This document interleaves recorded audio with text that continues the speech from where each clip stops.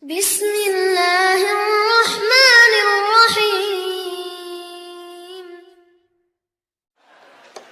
Saya luar biasa kesal. Kadang ada orang bikin perbandingan begini. Maulid Nabi, maulid. Zaman Nabi tidak ada coret. Zaman sahabat tidak ada coret. Zaman tabi'in tidak ada coret. Zaman ini ada. Lalu diserupakan yang ikut-ikut ke sini. Antum kalau mengamalkan hukum seperti ini fatal. Zakat pakai beras. Zaman Nabi coret. Zaman sahabat coret. Ya, zaman tabi'in coret. Zaman ulama coret. Zaman antum ada bid'ah antum. Ya. Perayaan Maulid Nabi, kita tidak mengingkari Maulid, Pak. Maulid itu artinya kelahiran Rasulullah. Justru kita gembira dengan adanya Maulid. Setiap mukmin wajib gembira dengan kelahiran Rasulullah SAW. Cuma yang jadi masalah adalah perayaannya ini, Pak. Apakah gembira dengan kelahiran Rasulullah SAW itu setiap hari dengan mengamalkan sunnah Rasul? Ataukah dengan bikin acara-acara di ritual-ritual tertentu di situ? Ya. Sekarang kita lihat pertama.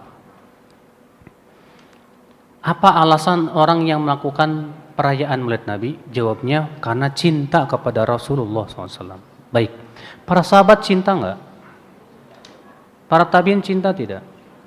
Para tabi'in cinta tidak? Imam yang 4 cinta banget tidak? Tapi kenapa mereka tidak melakukannya? Karena perayaan Maulid Nabi baru muncul pada tahun 362. Dan yang melakukannya Banu Fatimiyah Syiah yang ekstrim. Sebagaimana dikatakan Imam Al-Maqrizi dalam kitab beliau yang berjudul Al-Khutut Al-Aridah. Orang yang mengatakan bahwa perayaan Maulid Nabi itu yang pertama kali melakukannya Salahuddin Al-Ayyubi salah besar. Iya. Karena bukti-bukti dari para ulama telah jelas menunjukkan bahwa itu baru muncul pada zaman Banu Fatimiyah, Syiah yang ekstrim. Oke, taib.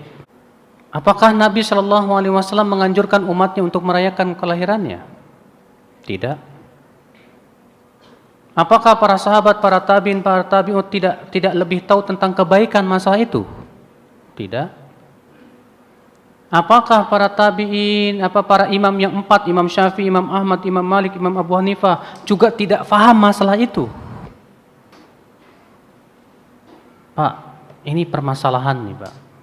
Kenapa mereka tidak lakukan? Padahal, pertama, mereka mampu melakukannya. Pendorongnya ada, yaitu cinta. Tapi kenapa mereka tidak lakukan, Pak?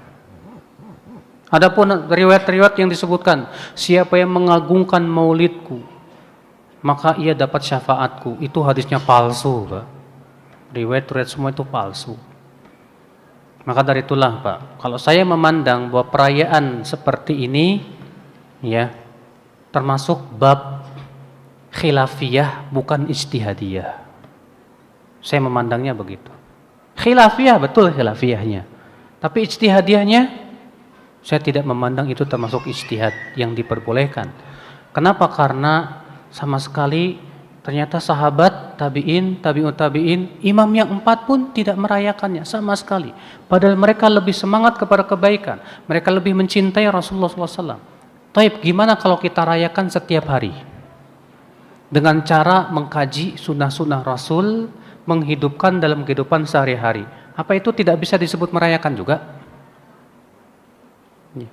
Kalau makna merayakan itu artinya bergembira dengan kelahiran Rasulullah SAW. Mana yang lebih besar, Pak?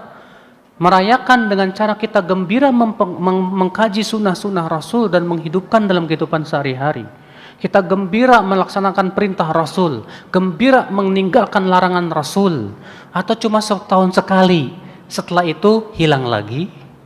Yang nggak sholat tetap nggak sholat, yang mabok tetap mabok. Ya, akhi. Ya. Jangan Anda kira kita yang tidak mau ikut-ikutan merayakan tidak cinta Rasul.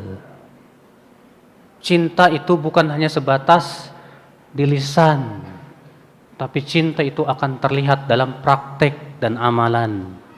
Allah mengatakan dalam surat Ali Imran ayat 31, "Qul in kuntum tuhibbunallah fattabi'uni yuhibbukumullah wa yaghfir lakum dzunubakum. Katakan, jika kalian memang mencintai Allah, ikuti aku. Tuh lihat, cinta itu dengan cara apa? Ngikuti. Ya.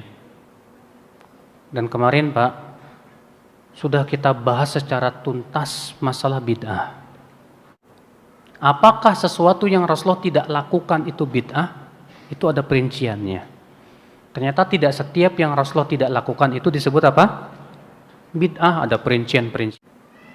Maka dari itu kalau ternyata di zaman salafus soleh belum ada yang berpendapat, berarti mau tidak mau kita butuh pada pendapat ulama setelahnya. Karena ternyata di zaman dahulu belum terjadi. Ya. Contoh misalnya, di zaman sekarang beras ada. Di zaman Rasulullah ada beras nggak? Zaman sahabat ada beras nggak? Adanya zaman sekarang. Nah sekarang kalau kita mau merujuk pendapat ulama dulu tentang beras, mana ada gitu kan? Karena beras adanya zaman sekarang.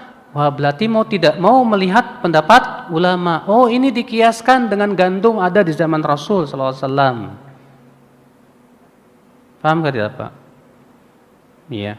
Maka kalau dikatakan misalnya Maulid Nabi ada zaman Nabi? Enggak ada. Zaman sahabat? Enggak ada. Zaman tabi'in? Enggak ada. Zaman sekarang? Ada. Sama dengan bid'ah. Betul. Karena mereka mampu melakukannya.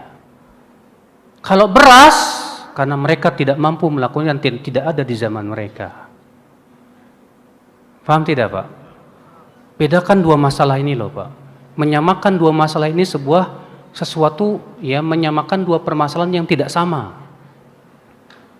Iya. Kenapa? Karena kalau tadi memang di zaman mereka mampu mereka melakukan. Pendorongnya ada tidak? Ada. Sementara beras nggak ada di zaman mereka. Gimana kita akan katakan berarti beras bid'ah dong? Oh nggak bisa. Maaf ya, saya sedang membantah pendapat seorang ustadz masalahnya. Iya. Boleh-boleh aja dong membantah, ya, selama dengan hujah, nggak masalah kan?